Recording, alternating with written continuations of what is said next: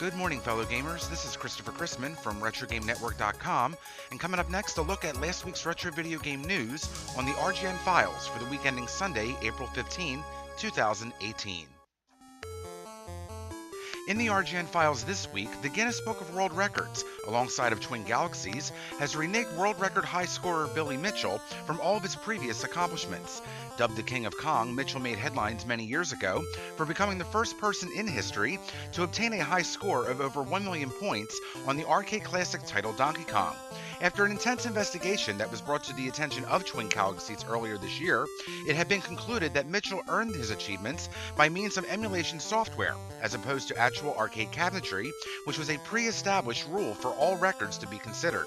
Both the Guinness Book of World Records and Twin Galaxies consider this a form of potential cheating, and not only has his records been removed, he has also been disqualified from all future potential record-breaking opportunities. Sega has made the announcement that they will be releasing an updated and enhanced version of their popular Shenmue series on modern platforms. The two games that made up the series began its life on the Sega Dreamcast back in 1999 and follows the story of a young martial artist on a quest to avenge his father's murder. The updated version will include updated graphics with a fully scalable screen resolution, an updated user interface, and the option of your choice of either the original Japanese or English translated voiceovers. The new collection, called Shenmue 1 and 2, is slated to be released for PCs running Steam, as well as on the PlayStation 4 and Xbox consoles in both digital and physical media. There is no word on an official price for the new set, but Sega expects the titles to be offered by the end of the year. A new audiovisual ROM hack has been developed that gives updated graphics and sound to the NES version of the classic title Castlevania. A fan that calls himself Kaya updated a facelift patch, which gives a new feel to the game by means of music in the OGG file format, as well as graphics that are borrowed from the third generation edition of the game that was released for mobile devices. The patch requires a very specific version of the original ROM image, which is explained in full detail in files found within the package.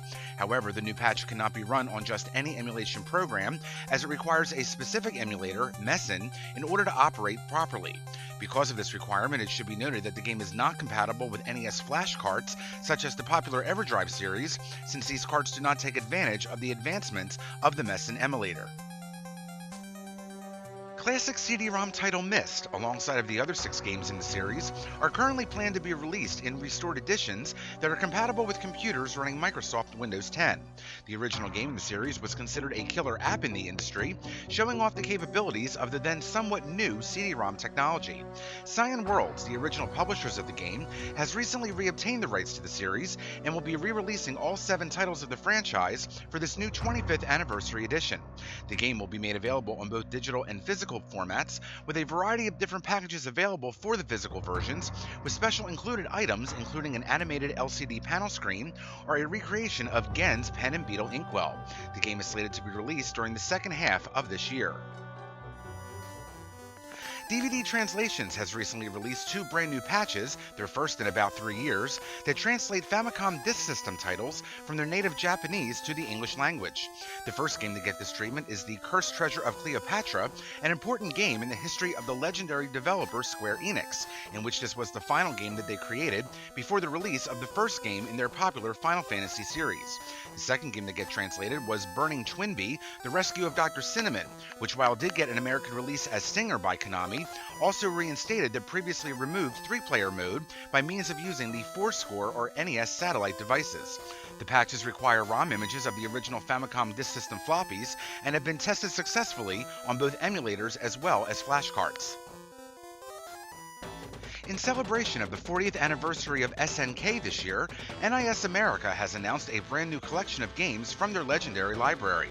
The upcoming SNK 40th Anniversary Collection will offer a variety of video games from their arcade library, alongside of their Neo Geo counterparts whenever applicable. Some of the games to be included in the set include various games in the Ikari Warriors franchise, POW, and Alpha Mission. The set will also include high-definition graphics and brand new save state capabilities. It will also include a copy of a soundtrack to the games featured on compact disc, alongside of a hardcover artwork book. The collection is slated to be released exclusively for the Nintendo Switch platform and should sell for just under $65. The games are expected to be shipped out sometime this fall.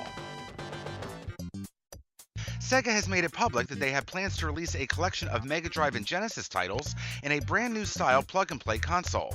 The new device, known as the Mega Drive Mini, will be similar to the devices that were released by At Games last year, which offered 80 games built in, alongside of a built-in cartridge slot that was compatible with the original 16-bit cartridges.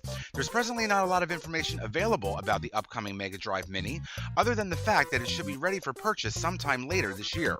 No details on pricing, built-in games, or compatibility with original equipment has been made public at this time. This is a story that is still considered in development, and we ask you to stay tuned to Retro Game Network as we learn more about this developing story. The modern Sega Dreamcast community has recently recovered many of its online features for the Sonic Adventure series.